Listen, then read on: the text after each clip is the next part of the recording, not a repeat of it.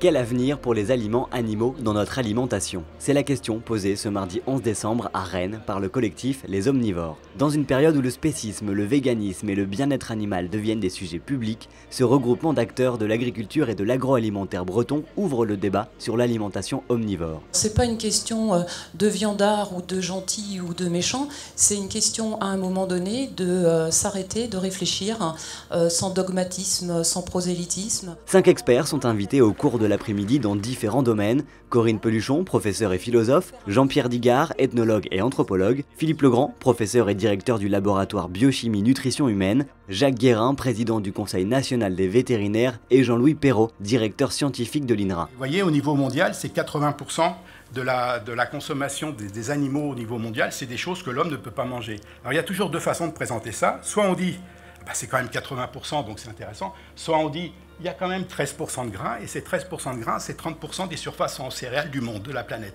Donc vous voyez, il y a toujours le blanc et le noir, mais il ne faut pas rester sur des discours simplistes sur ces questions-là. Respecter la complexité des sujets, c'est bien le but du colloque, et ce pourquoi le public est venu. Je voulais savoir ce que vous pensez de la viande de synthèse et de la viande in vitro. Est-ce que ça serait une solution pour régler les questions de souffrance? Peut-on se passer d'aliments animaux pour la santé? Quel impact environnemental en arrêtant l'élevage? Comment évaluer et améliorer le bien-être des animaux? Autant de questions conçues comme des points de départ pour élaborer le futur de l'alimentation. Une question essentielle en Bretagne, première région d'élevage de France.